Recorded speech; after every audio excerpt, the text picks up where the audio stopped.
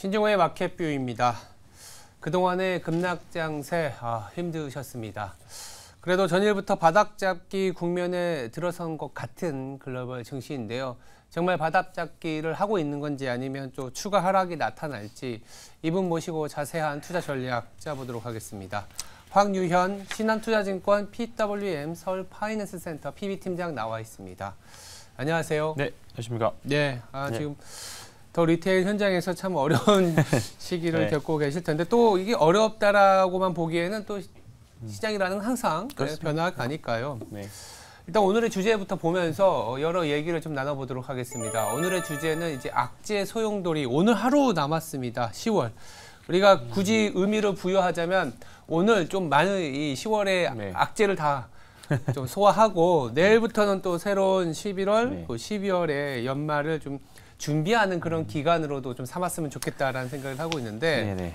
그러다 보니까 여러 이벤트, 여러 이제 상황에 대한 기준점이나 판단을 좀 해봐야 될 것 같습니다. 먼저 이제 금리 얘기를 안 할 수가 없습니다. 뭐 일본은행, 네. 더불어서 가장 중요한 FOMC가 이번 주에 열리는데 국내 증시에는 이미 변동성이 발생했지만 추가로 변동성이 있을 수도 있다라는 의견도 있고 아니다. 지금은 오히려 매수 기회다. 이렇게 보시는 분들도 있습니다. 가격이 워낙 급락하다 보니까 투자 심리가 이제 엇갈리고 있는 상황인데 어떤 의견을 갖고 계신지 궁금해요.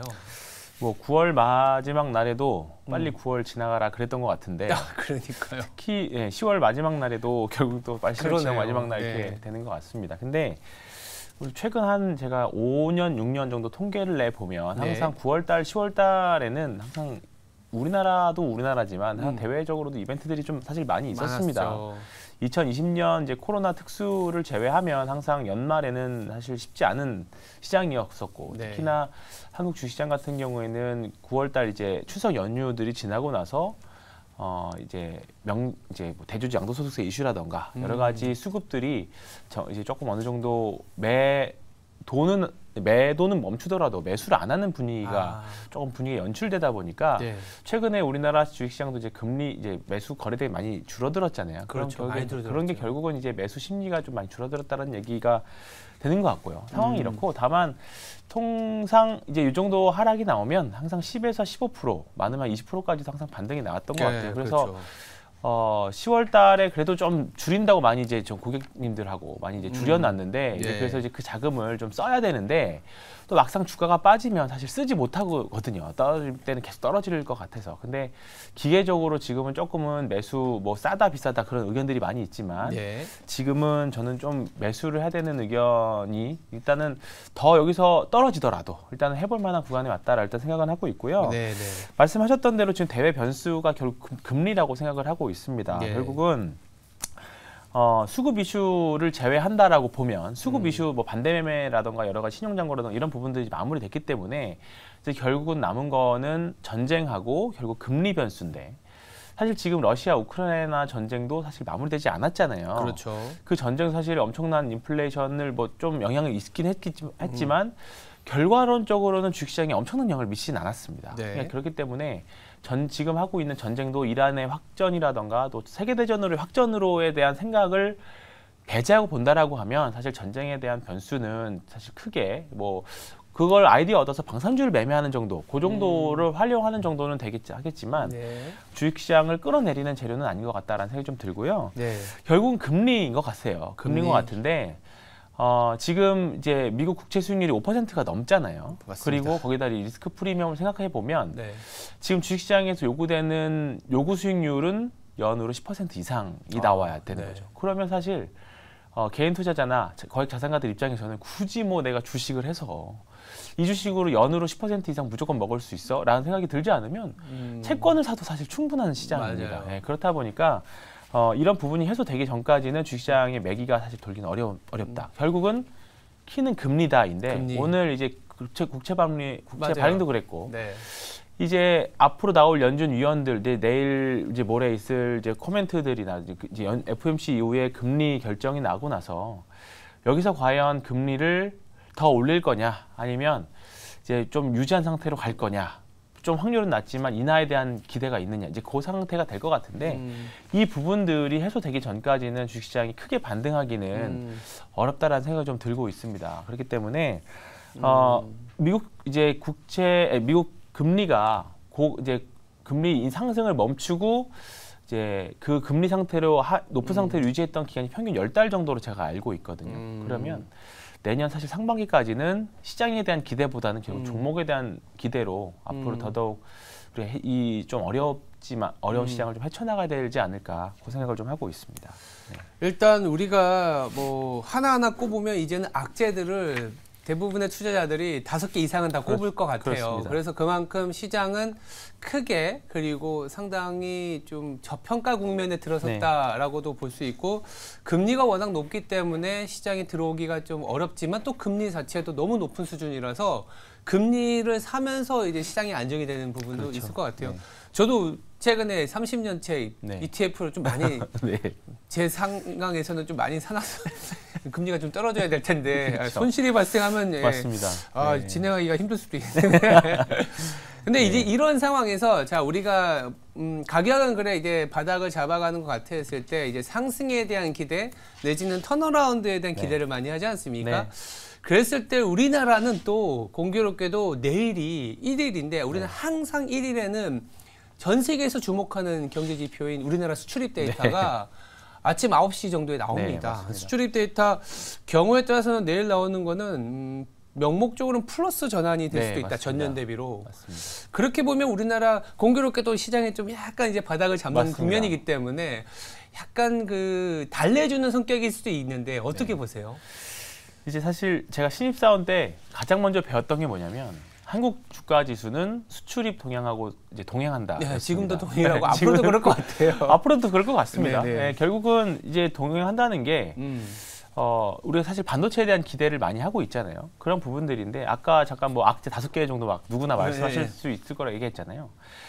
근데 이제 지금 그 많은 악재들이 소위 말해서 이제 떡밥이라는 것들을 악재라는 떡밥을 이제 회수하는 구간에 전 들어왔다 생각합니다. 그렇기 그렇죠. 때문에 금리도 그렇고 전쟁도 그렇고 제가 요건 좀 다른 얘기긴 합니다만 2018년도에도 지금 이맘때랑 좀 비슷했던 느낌이었는데 그때 제 심정이 뭐였냐면 앞으로 몇 년간은 주식으로 돈 벌기 정말 힘들겠다. 그 생각이 들었었어요. 그때 뭐였냐면 금리 인상기 마지막 구간에다가 미중 무역 분쟁이 거의 극한이었거든요. 맞아요.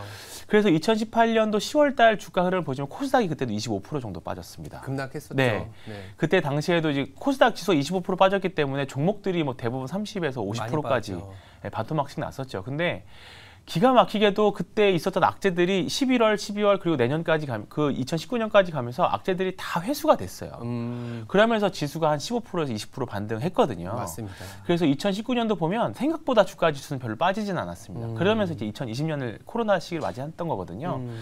일단은 우리가 현실적으로 생각해 볼 수 있는 궤적이 이 정도 시나리오인 것 같아요. 그러니까 내년에 수출 동향도 이제 좋아지는 국면인데 엄청나게 좋아지는 정도는 아니지만 바닥은 나왔다. 바닥은 나왔다. 그래서 금리도 더 이상 나빠질 거는 아니지만 고점 어느 정도 9분응선 이상은 지났다. 네. 전쟁도 여기서 더 이건 정말로 말 그대로 변수인데 여기서 이제 확장만 되지 않는다고 하면 시장에 방영되는 것도 좀 지났다. 다만 내년에 이제 대선이 있다 보니까 우리나라 총선이 있고 미국 대선이 있다 보니까 이제 관련 이제 집권하는 당에 의해서 관련 정책들에 영향을 미치는 뭐 친환경이라든가 이쪽은 좀 영향이 있을 수 있겠다. 그 정도의 변수는 가지고 가는데 시장 전체적으로 봤을 때 소위 말해서 지수 플레이를 하시는 분들 입장에서는 지금 이제 해볼 만한 구간은 들어와 있다라고 생각을 합니다. 그래서 결국은 한국이라는 나라가 경기 민감한 나라입니다. 우리 그렇죠. 시장 안에서 또 경기 민감주들을 찾지만 한국이라는 나라가 경기가 개선됐을 때 가장 먼저 빠르게 좋아지는 게 그 중에 하나가 이제 반도체고. 반도체. 예, 그리고 이제 그렇다 보니까 우리나라 수출 동향들을 보시는 건데 만약에 내일 발표되는 지표 중에서 반도체가 지금 보니까 낸드라 디램도 지금 바닥을 치고 이제 바닥에서 올라오고 있는 경향도 있고 내년 또 HBM 이슈도 있잖아요. 네.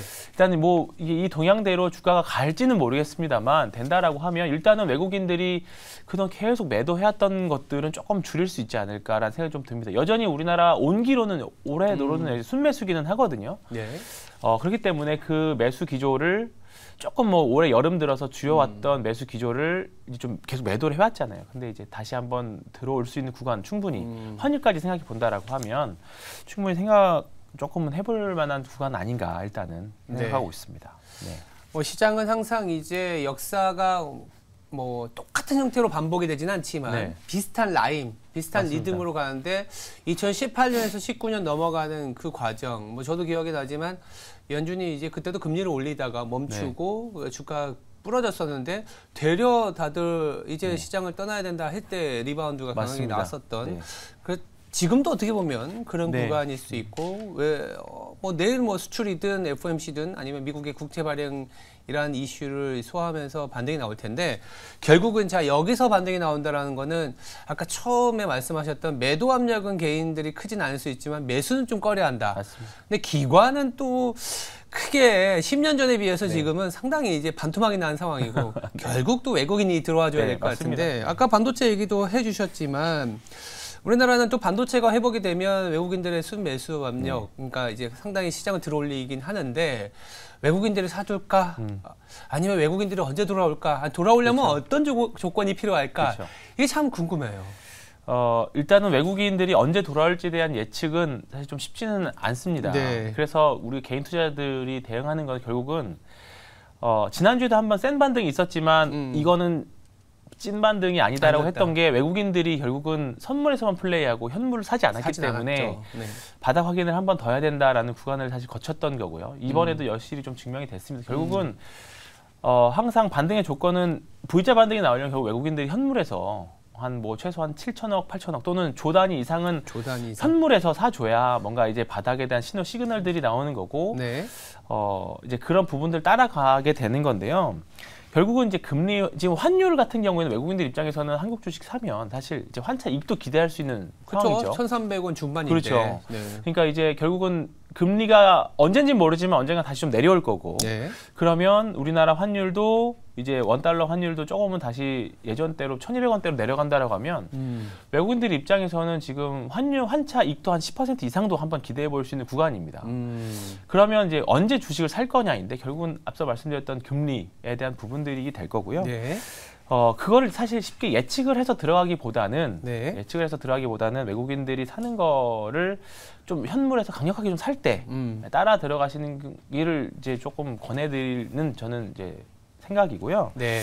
지금 뭐 사실 우리나라 주가 레벨단 자체가 많이 내려와서 뭐 PBR 지수로부터 0.8배 뭐 맞아요. 초반 이렇게 나오잖아요. 근데 과거 0.8배와 좀 다른 점은 금리가 높다 보니까 ROE가 좀 많이 현저하게 떨어져 있는 상태입니다. 떨어질 수밖에 없는 상황입니다. 그렇다 보니까 정말 싸다로 보이지는 않아요. 정말 다만 싸진 않지만. 정말 가치 투자자들이 뭐 이제 빚내서라도 소위 말하는 현금 투자하시는 분들 보수적인 투자자들이 이 정도면 대출을 받아서도 사도 되는 정도다 하는 레벨단은 아닌 것 같습니다. 다만 굳이 거기까지 안 갈 수도 있는 거니까.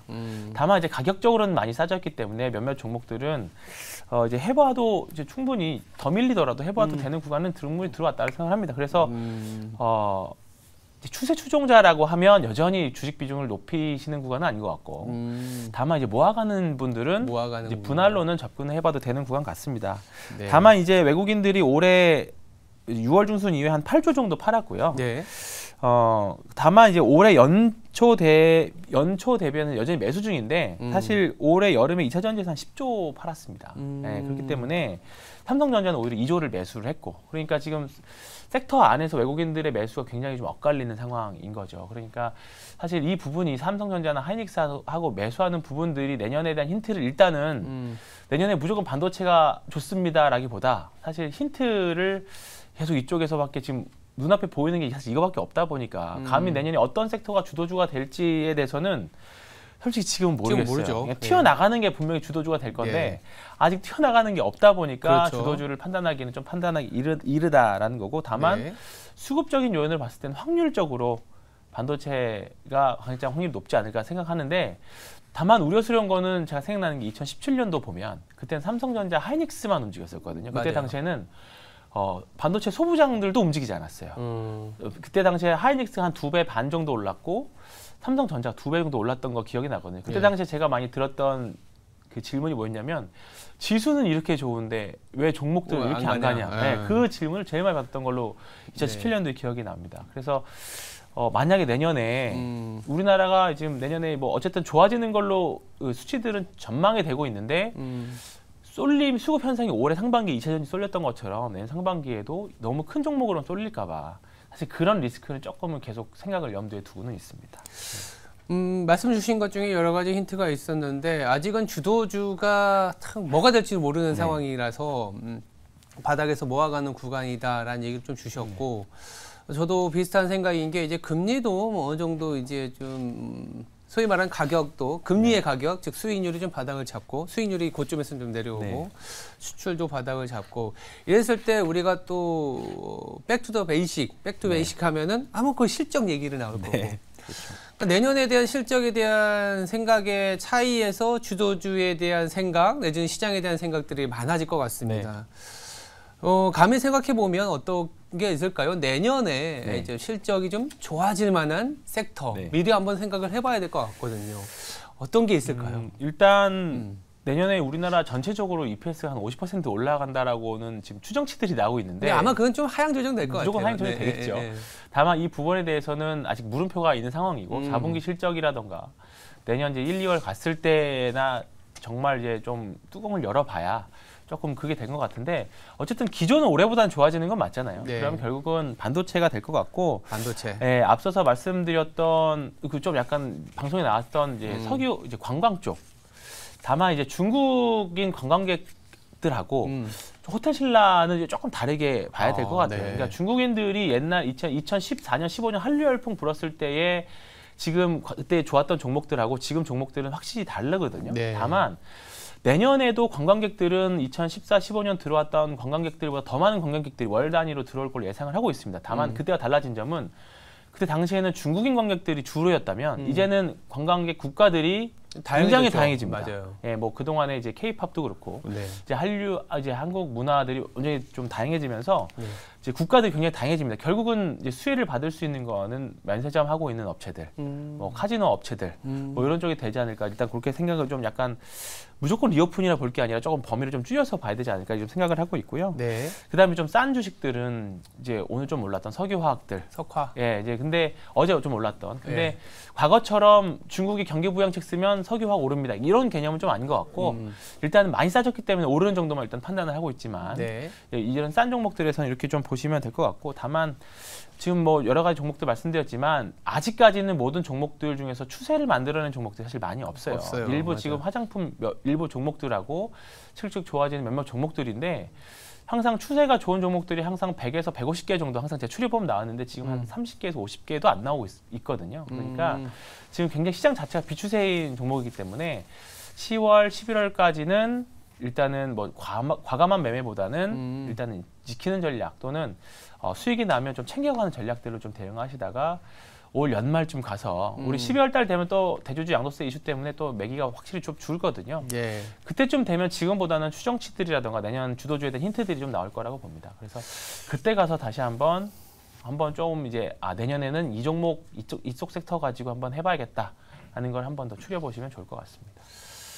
이제 연말을 대비하는 과정에서 조금 길게 봤을 때 반도체나 뭐 레저 중에서도 관광 예전처럼 중국인 어떤 그 관광객에만 의존한 게 아니라 다양해진 그런 관광객을 상대로 하는 명세점을 좀 볼 필요가 있고 뭐 석화 기업 같은 경우에는 워낙 많이 저평가가 됐다라고 보시고 있습니다. 그렇다면 짧게 내일부터는 또 11월이니까 11월에 우리가 어떤 전략을 짜고 아니고 저희들이 봤을 때는 그래도 바닥을 잡는 과정이기 때문에 그래도 트레이딩을 할 수 있는 구간이라고 봤을 때는 어떤 업종과 어떤 뭐랄까요 전략이 좀 필요할지 간단하게 말씀 부탁드립니다. 일단은 시장에서 사람만 있으면 분명히 기회는 옵니다.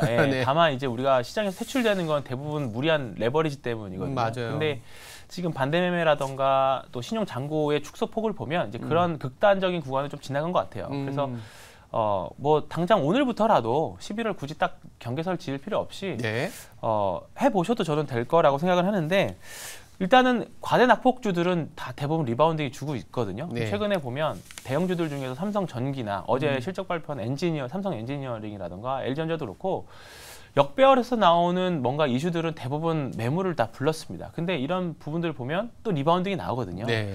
그래서 너무 뭐 기술적 지표를 활용을 하시든 아니면 뭐 재무적인 지표를 활용하시든 너무 과하게 빠진 종목들은 분명히 리바운딩이 나오고요. 네. 또 너무 과하게 올라간 종목들은 또 꺾어져서 내려옵니다. 네. 이게 이격을 줄여가는 과정들이 분명히 거치기 때문에 좀 뭔가 애매하게 좀 중간인 기업들은 좀 매매하기 좀 어렵습니다. 시장이 꺾이면 너무 세게 빠지고 그런 리스크가 있기 때문에 아예 좀 약간 극단적으로 좀 그 레인지를 좀 벌리셔서 올라가는 종목들은 아예 한 번 더 치고 갈 때 매매하는 전략 또는 아예 많이 빠진 종목들은 조금 이제 리바운딩을 기대하는 전략들 예, 그렇게 접근하시면 저는 좋을 것 같습니다.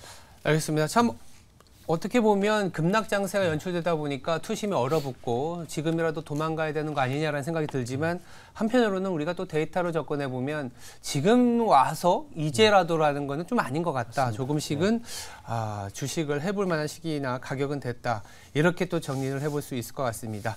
네, 지금까지 황유현 신한투자증권 PWM 서울파이낸스센터의 PB 팀장이었습니다. 네. 감사합니다. 맞습니다.